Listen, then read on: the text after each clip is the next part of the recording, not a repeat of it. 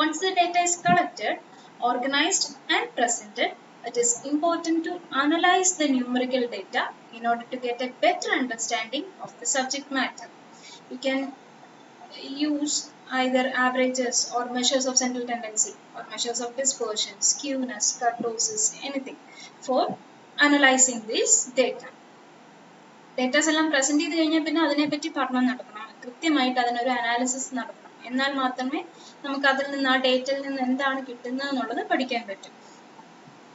Further, in order to simplify data, we can use probability and all. And once you have analyzed the numerical data, we must draw conclusions and inferences from it. This is the interpretation of numerical data. It is a sensitive and difficult task requiring a high degree of skill, experience, common sense, and also a sense of balanced judgment of the investigator. Further, if the investigator misinterprets the data, then he might draw conclusions which lead to waste of time and resources. This can eventually defeat the purpose of statistical inquiry. So, കൃത്യമായിട്ട് data നമ്മൾ present ചെയ്ത് കഴിഞ്ഞാൽ analyse ചെയ്യുക, അനലൈസും ചെയ്തതിന് ശേഷം interpret ചെയ്യുക. ഭാവിയിലേക്ക് എന്താവും, ഫ്യൂച്ചറിൽ കഴിഞ്ഞ 10 വർഷം ഇങ്ങനെയാണെങ്കിൽ അടുത്തൊരു 5 വർഷത്തേക്കിന് എന്താകും എന്നുള്ളത് നമുക്ക് തന്നിരിക്കുന്ന ഡേറ്റയിൽ നിന്നും നോണിൽ നിന്നും അൺനോണിലേക്ക് നമുക്ക് പ്രെഡിക്റ്റ് ചെയ്യാനായിട്ട് സാധിക്കും. But there is a problem that of the investigator misinterprets the data. ഇൻവെസ്റ്റിഗേറ്റർക്ക് ഡേറ്റ കൃത്യമായിട്ട് ഇന്റർപ്രറ്റ് ചെയ്യാൻ പറ്റുന്നില്ല എന്നുണ്ടെങ്കിൽ അവിടെ തെറ്റ് സംഭവിക്കാം. So there is a common usage. Statistics is like a clay of which you can make a god or devil as you please. Statistics കളിമണ്ണ് പോലെയാണ്. അതിനെ വെച്ച് നമുക്ക് ദൈവത്തെ വേണമെങ്കിലും ഉണ്ടാക്കാം, സാത്താനെയാണെങ്കിലും ഉണ്ടാക്കാം. God or devil, we decide that. So ഒരു ഇൻവെസ്റ്റിഗേറ്റർ ആണ് ഡിസൈഡ് ചെയ്യുന്നത് അതിനെ കറക്റ്റായിട്ട് ഇന്റർപ്രിറ്റ് ചെയ്യണോ മിസ്ഇന്റർപ്രിറ്റ് ചെയ്യണോ എന്നുള്ളത്. ചിലപ്പം അബദ്ധം പറ്റുന്നതായിരിക്കാം, ചിലർ അറിഞ്ഞുകൊണ്ട് തന്നെ മാനിപ്പുലേറ്റ് ചെയ്യാനായിട്ട് മിസ്ഇന്റർപ്രിറ്റ് ചെയ്യാറുണ്ട്. So that makes statistics false or statistic wrong. Figures do not lie, but those who are studying it or those who are interpreting it may manipulate this. So be aware of that.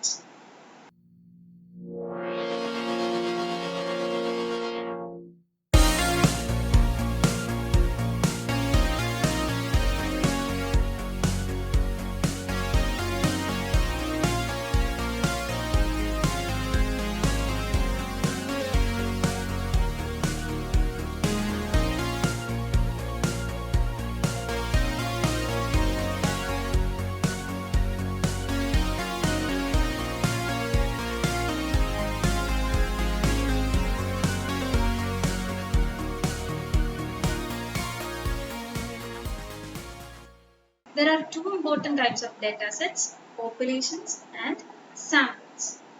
When we hear the word population, we typically think of all people living in a town, state or country. That is one type of population. But in statistics, the word takes a slightly different meaning. In statistics, a population is an entire group about which some information is required to be ascertained. A statistical population need not consist only of people.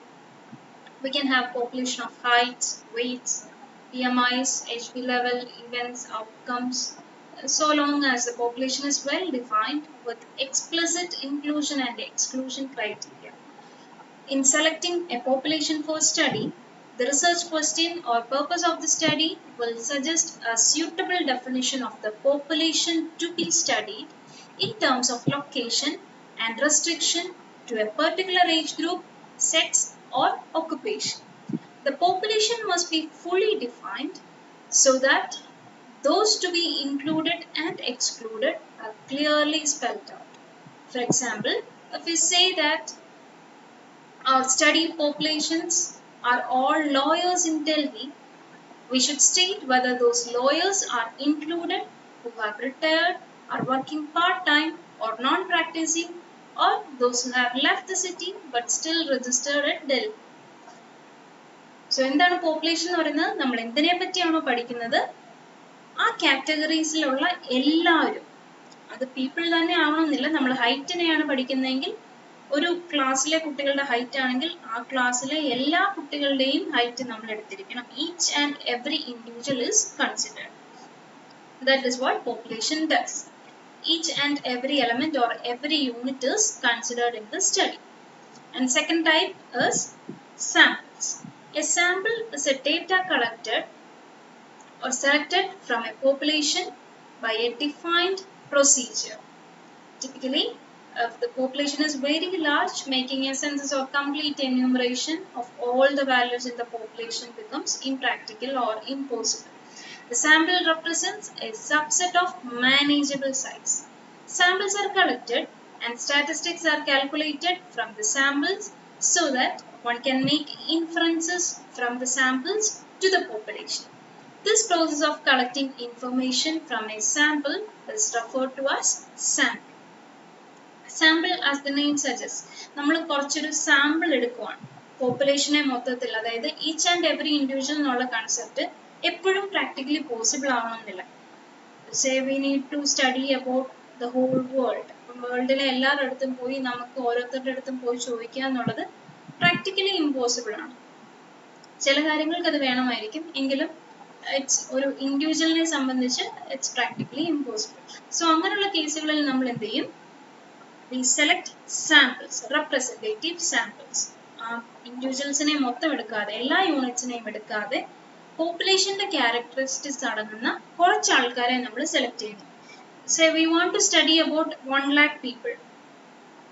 So we take 1000 or 5000 only.